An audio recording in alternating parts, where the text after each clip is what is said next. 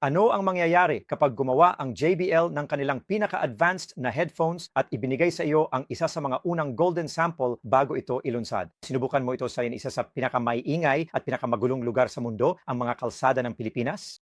Palihim kong ginagamit ang JBL Tour 1 MK3 Smart TX headphones nitong mga nakaraang linggo at ngayon ibabahagi ko sa inyo ang kauna-unahang tunay na karanasan sa mundo tungkol sa mga flagship noise cancelling headphones na ito. At oo, ang Smart TX feature ang pinakamalaking pagbabago na nakita ko sa loob ng maraming taon. Sa video na ito mga kaibigan, ipapakita ko sa inyo kung ano talaga ang pakiramdam ng paggamit ng Tour 1 MK3s sa totoong buhay. Pag-uusapan natin ang kanilang disenyo at ginhawa, kalidad ng tunog, performance ng ANC, linaw ng tawag, tagal ng baterya, ang nakakaingganyong JBL Spatial 360 sound na may head tracking, at syempre, ang makabagong Smart TX transmitter na kakaiba sa lahat ng nasubukan ko noon.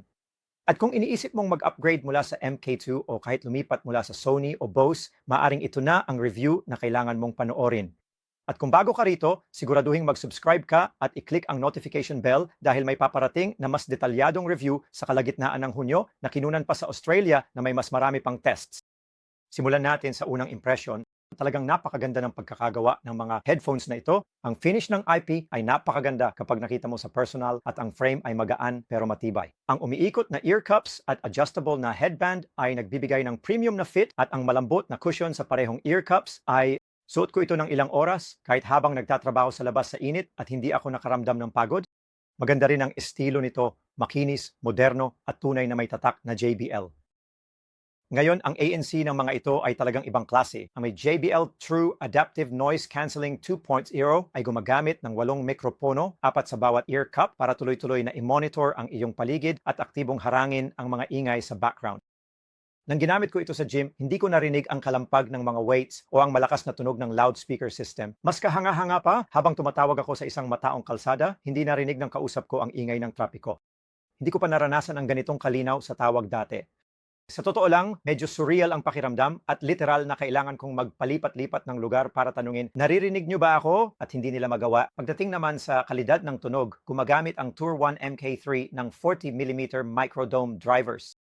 Pagdating sa kalidad ng tunog, gumagamit ang Tour 1 MK3 ng 40mm microdome drivers na naghahatid ng legendary Pro Sound ng JBL na may high-res audio support gamit ang LDAC. Ang resulta ay isang mayaman at malinis na tunog na may malalim na bass, makinis na mids at malinaw na detalyadong highs. Habang nag-e-edit ako ng mga video, nakikinig sa Fleetwood Mac, nagre-relax sa mga ambient playlist o nanonood ng mga cinematic na palabas sa laptop ko, talagang kamangha-mangha ang linaw at balanse ng tunog. Ito ang pinaka-immersive at pinaka-repinadong tunog na naihatid ng JBL sa kanilang over-ear headphones. Nasubukan ko na halos lahat ng headphone ng JBL sa paglipas ng mga taon. Ito na ang pinakamaganda sa lahat, walang duda. At pag-usapan naman natin ang Smart TX. Isa itong universal audio transmitter na talagang nagbibigay ng walang limitasyong kakayahan sa mga headphone na ito. Kumukonekta ito ng wireless sa kahit anong USB-C o analog na pinagmumulan ng tunog, TV mo, gym machine, in-flight entertainment system, switch, at direktang nagtatransmit sa headphones na may mas pinahusay na latency at stability. Mayroon pa itong full-color touchscreen display. Maaari nating i-adjust ang volume, EQ, ambient modes, playback at marami pang iba. Lahat ito nang hindi kinakailangang hawakan ang iyong telepono. Auracast-enabled din ito kaya pwede kang mag-stream sa mga kalapit na compatible na device at ibahagi ang pinapakinggan mo. Talagang kamangha-mangha ito. At tingnan mo kung gaano ito kaliit. Ayan, ikinukumpara ko sa kamay ko. Tingnan mo kung gaano ito kaliit. Gagamitin ko ito sa eroplano pauwi ng Australia bago ko gawin ang full review. Pwede mo itong gamitin sa eroplano, sa gym at sa pag-test ng mga Bluetooth limited na device tulad ng lumang console at tablet. At gumagana ito palagi. Walang lag, walang putol-putol, basta maaasahan at mayaman ang tunog. Ito ang paraan ng JBL sa paglikha ng isang kumpletong audio ecosystem at napakahusay ng pagkakagawa nila rito. At hindi mo aakalain kung gaano ko rin ito kadalas gamitin at patuloy pa rin nag-i-innovate ang JBL.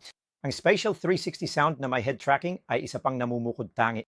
Lumilikha ito ng makatotohanang 3D na karanasan sa pakikinig na pinananatiling nakaangkla ang tunog sa espasyo kahit gumagalaw ulo mo. Para sa video, pelikula at immersive na playlist, nagbibigay ito ng panibagong antas ng lalim. Napakahusay ang pagkakatune nito. Iba't ibang spatial layers ay na-optimize sa iba't ibang frequency range para mas maging makatotohanan.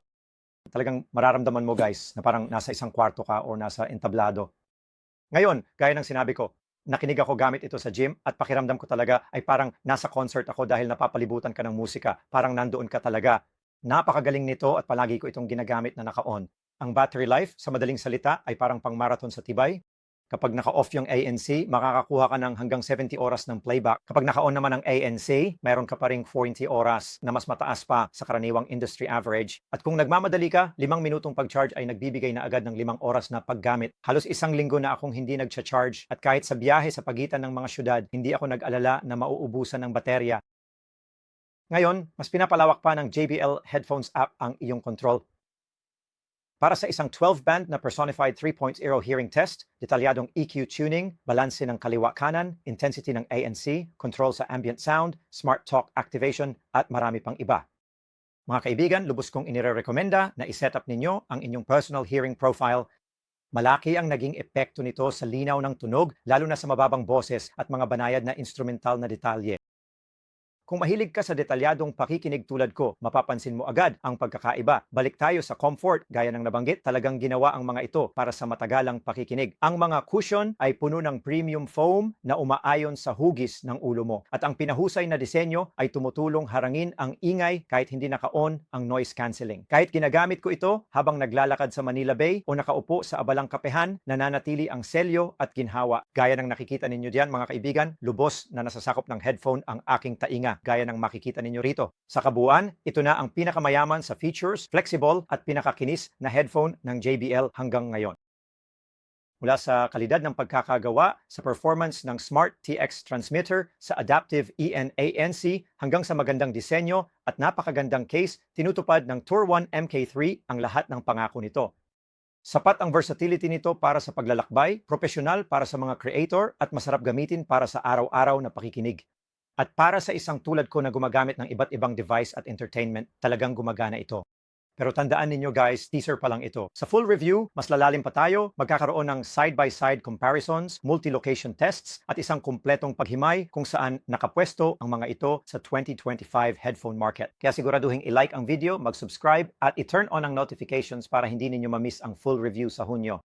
Kaya guys, i-drop ninyo ang inyong mga tanong o opinion sa comments. Isasama ko ang inyong feedback sa final video at sasagutin ko ang anumang tanong na meron kayo. Salamat sa panonood. Isusuot ko na ito ngayon, makikinig ng musika at mag-e-enjoy sa tunog. Ako si Andy, Mr. Yuhu, at magkikita tayo ulit sa susunod.